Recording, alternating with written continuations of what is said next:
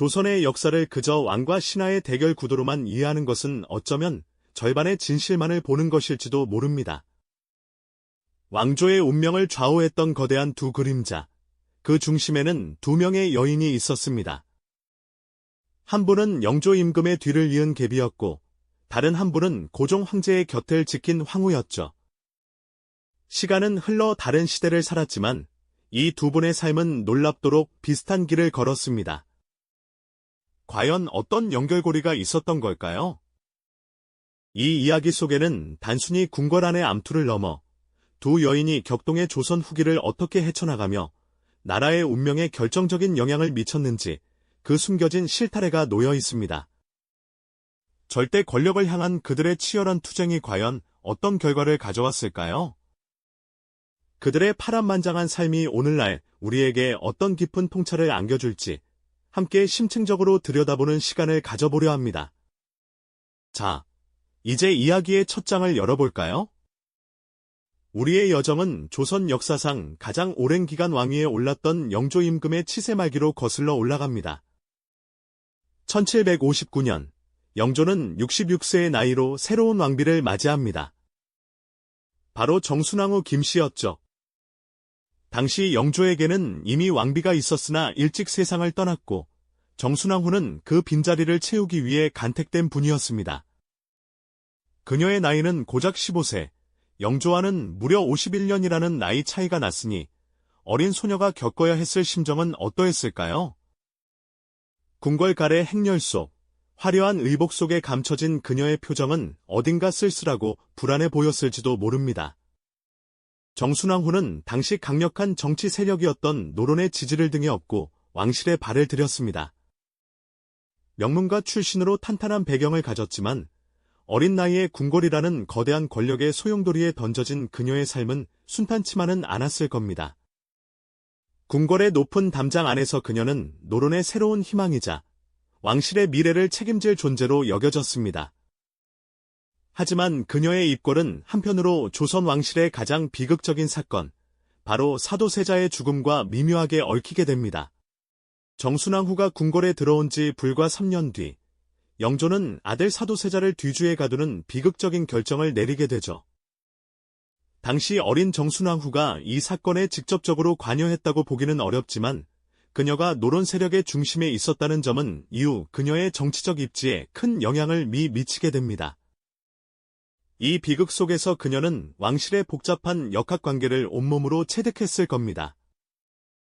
궁중 암투의 서막이 서서히 오르면서 어린 왕비의 마음속에는 어떤 불안과 긴장이 자리 잡았을까요? 시간은 흘러 영조 임금은 83세의 나이로 긴 통치를 마무리하고 승하하게 됩니다. 임종을 지키던 정순왕후와 신하들의 얼굴에는 슬픔과 더불어 복잡한 감정들이 교차했을 겁니다. 이제 왕위는 사도세자의 아들이자 정순왕후에게는 시조카가 되는 정조에게 돌아갔습니다. 하지만 정순왕후는 영조의 계비로서 새로운 국왕에게는 법적인 어머니가 되는 위치였죠. 영조의 죽음은 그녀에게 새로운 기회를 가져다 주었습니다. 바로 어린 왕을 대신해 국정을 운영하는 수렴청정의 가능성이 열린 것입니다. 영조 사후, 정순왕후는 어린 왕 순조가 즉위하기 전까지 잠시나마 수렴청정을 통해 권력의 맛을 보게 됩니다.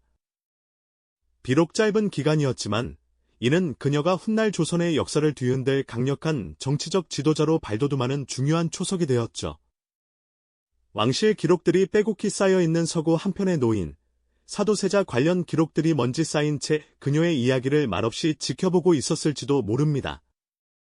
과연 그녀는 어떤 미래를 꿈꾸고 있었을까요?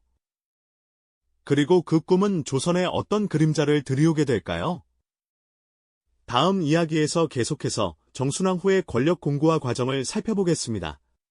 네, 지난 시간에 우리는 왕실 서고 한편에 먼지 쌓인 기록들이 말없이 지켜보고 있었을지 모를 영조의 마지막 여인 정순왕후의 이야기를 살짝 엿보았죠. 과연 15살 어린 소녀였던 그녀는 어떤 미래를 꿈꾸고 있었을까요? 그리고 그녀의 등장이 조선의 역사에 어떤 거대한 그림자를 드리우게 될지, 이제 그 서막을 좀 더 깊이 들여다볼 시간입니다. 결코 순탄하지만은 않았던 그녀의 궁중 생활의 서막을 함께 따라가 볼까요? 정순왕 후는 1745년, 그러니까 영조 임금이 51살의 나이로 세상을 떠난 인원왕 후의 뒤를 이어 계비로 간택될 당시 불과 15살의 어린 나이였습니다. 영조와는 무려 51살이라는 어마어마한 나이 차이가 있었으니 마치 갓 피어난 여린 꽃봉오리가 거친 겨울 한복판에 홀로 서 있는 듯한 위태로운 모습이었을 겁니다.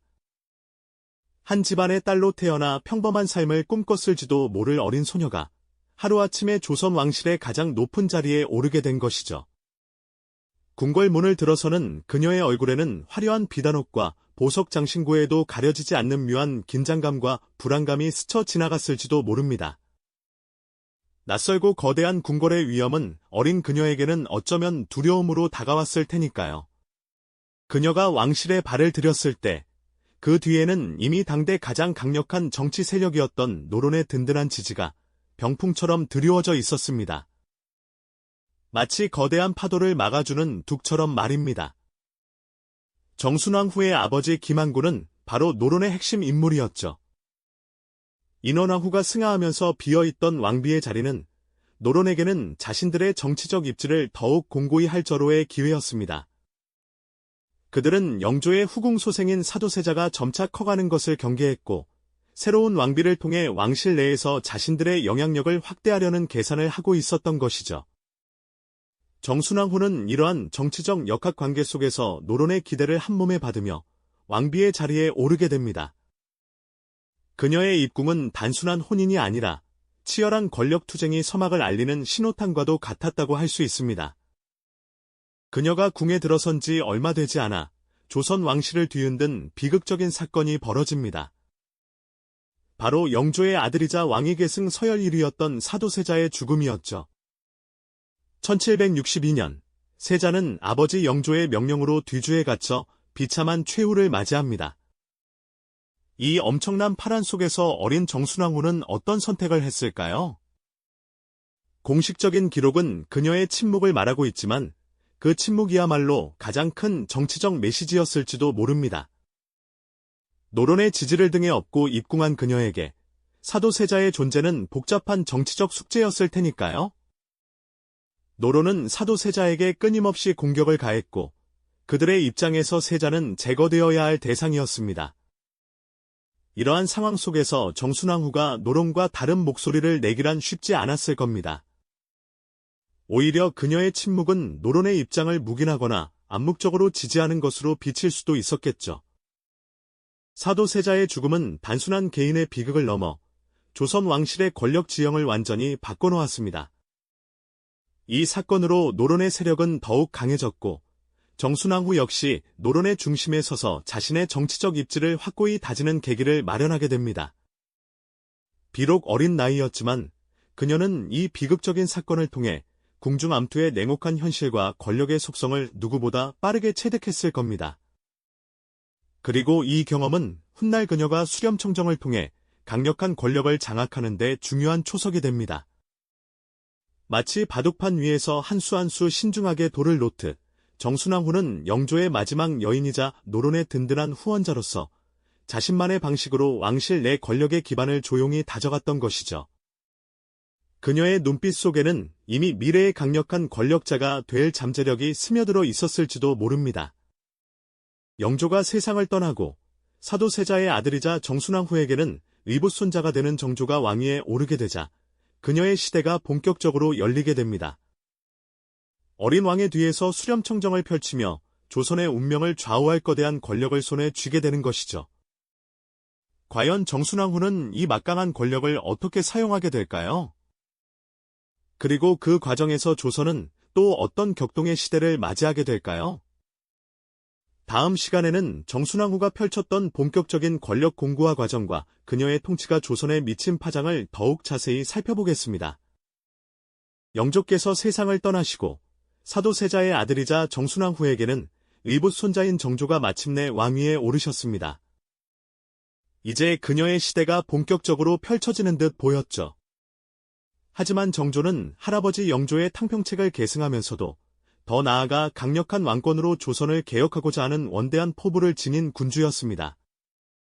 규장각을 설치해 학문을 진흥하고 장용영이라는 친위 부대를 창설하며 왕권을 강화하려 노력했죠.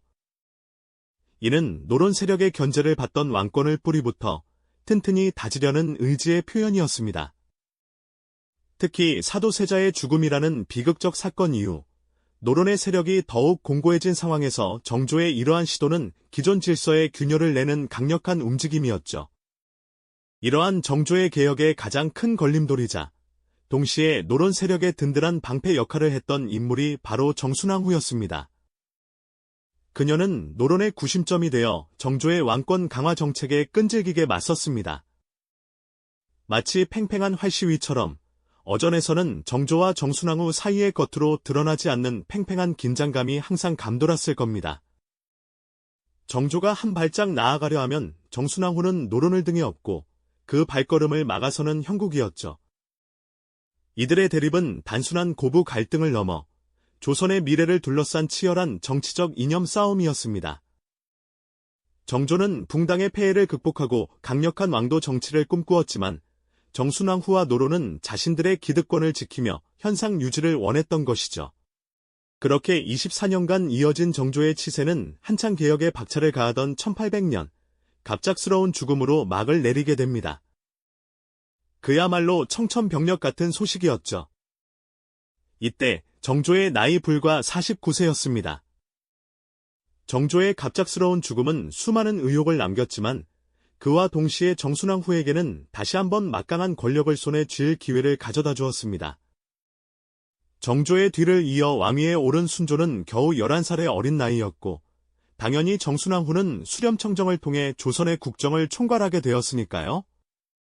수렴청정을 시작한 정순왕후는 그야말로 거침이 없었습니다. 그녀는 자신의 정치적 입지를 더욱 확고히 다지고 노론 세력의 오랜 수권이었던 남인 세력의 숙청을 단행합니다.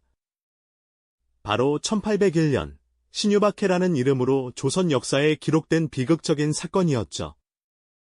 정순왕후는 천주교 탄압을 명분으로 삼아 남인 지식인들을 대거 숙청했습니다.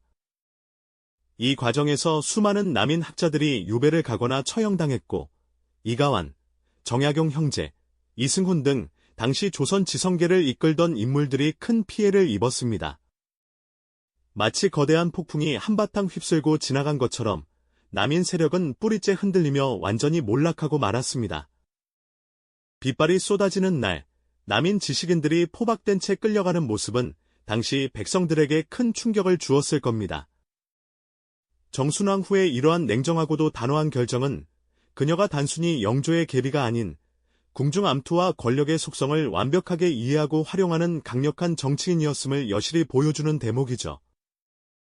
어린 순조 옆에 위엄있게 앉아 국정을 좌지우지하는 정순왕후의 모습은 조선의 모든 권력이 그녀의 손안에 집중되어 있음을 상징적으로 보여주었습니다. 그녀는 수렴청정을 통해 왕실의 주요 인사들을 교체하고 자신의 친인척들을 요직에 앉히며 노론 세력의 기반을 더욱 공고히 했습니다. 마치 잘 짜인 바둑판 위에서 한 수 한 수 신중하게 돌을 놓듯 정순왕후는 어린 순조의 등 뒤에서 조선의 모든 움직임을 통제하며 자신만의 방식으로 권력의 정점에 섰던 것입니다. 이 시기, 조선은 정순왕후의 통치 아래 노론 중심의 강력한 세도, 정치를 예고하는 격동의 시기를 맞이하게 됩니다. 과연 그녀가 구축한 이 강력한 권력은 조선에 어떤 영향을 미치게 될까요?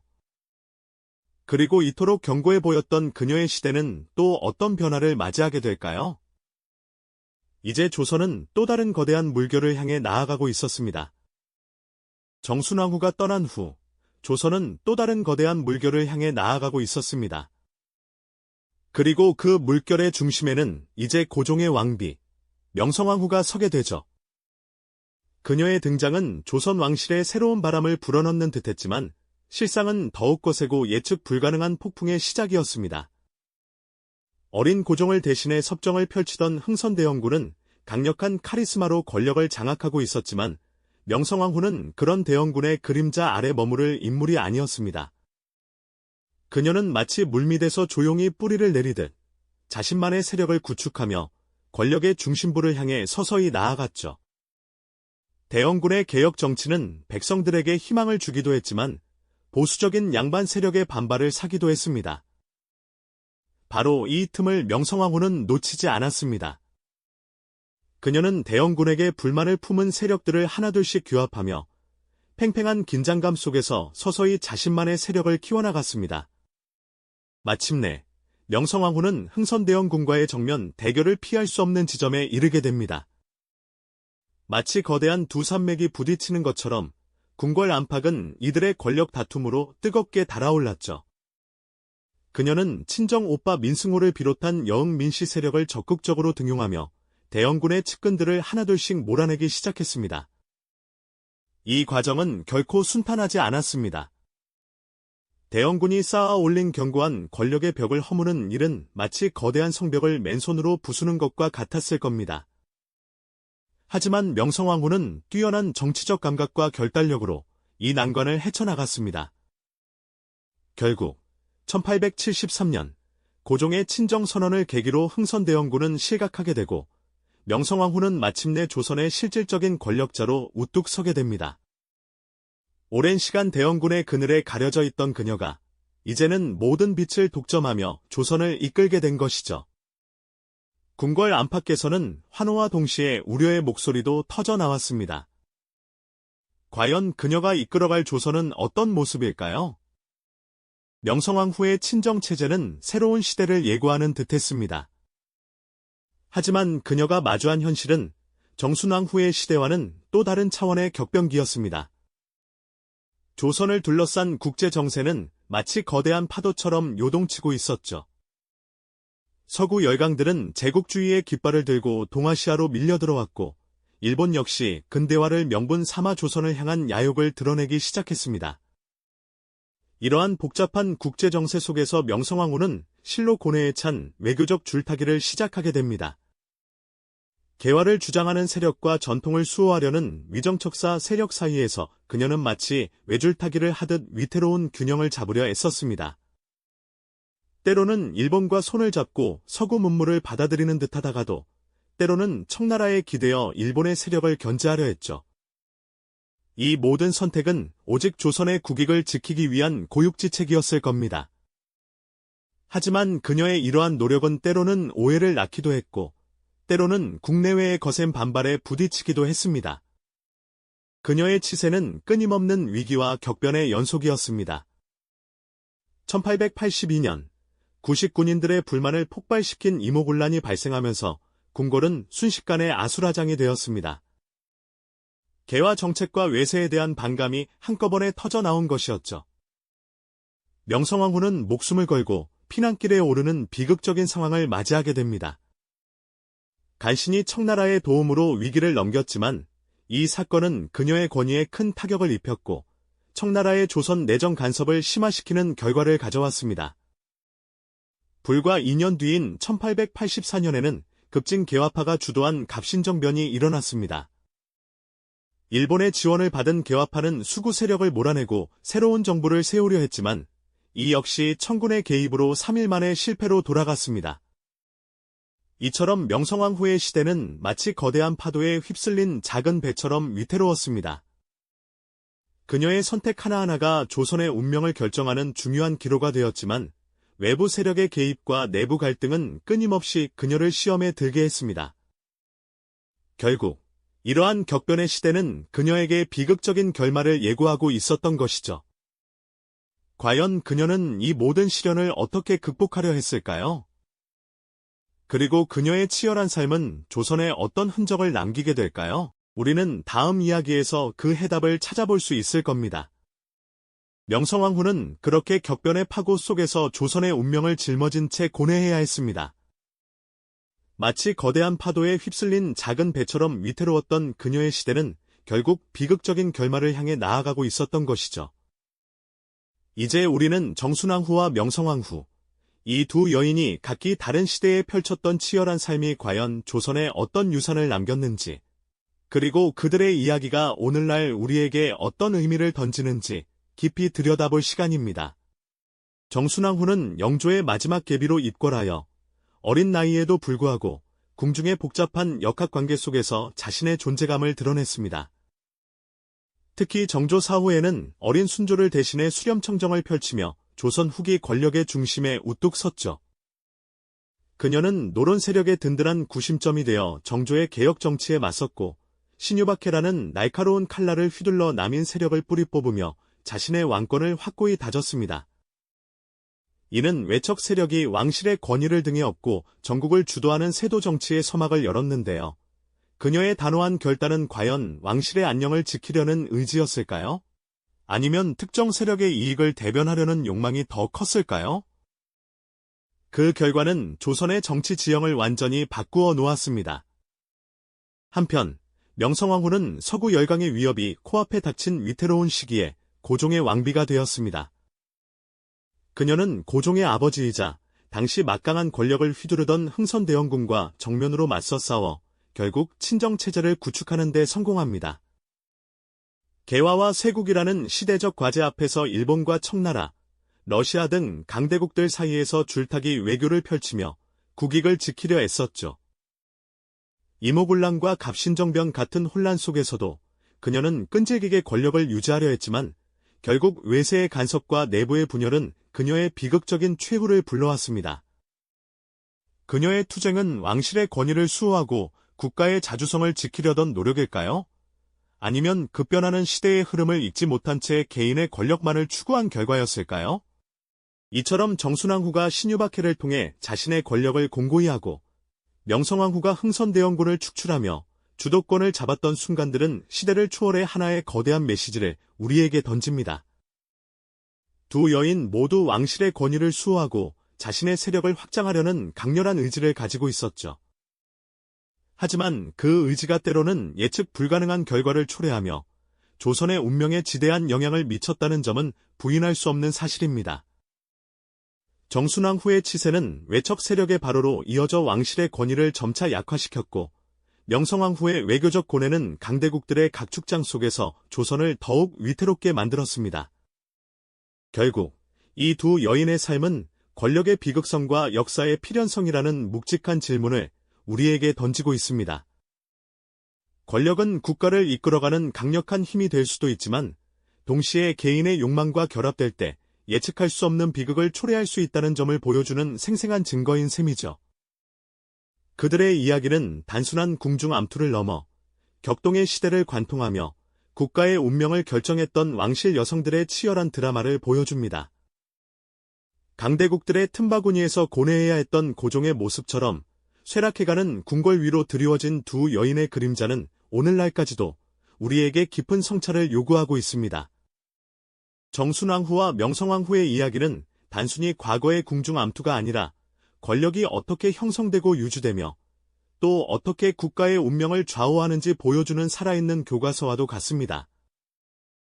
그들의 선택이 오늘날 우리가 살아가는 대한민국이 있기까지 어떤 영향을 미쳤는지, 역사의 거대한 흐름 속에서 개인의 욕망과 시대의 숙명이 어떻게 교차하는지를 우리는 이들의 삶을 통해 깊이 깨달을 수 있습니다. 두 여인의 삶을 되짚어보며 우리는 권력의 양면성을 다시 한번 되새기게 됩니다. 국가를 이끌어가는 힘이 될 수도 있지만 동시에 비극을 초래할 수 있는 위험성도 내포하고 있다는 것을 말이죠. 오늘날 우리가 마주하는 권력과 리더십에 대해 깊이 생각해볼 여지를 남기며 이들의 이야기는 우리에게 소중한 역사적 통찰을 안겨줍니다. 이 영상이 도움이 되셨다면 좋아요와 구독 부탁드립니다. 여러분의 응원이 제게 큰 힘이 됩니다. 다음 영상에서도 더 유용한 정보를 공유하겠습니다. 감사합니다.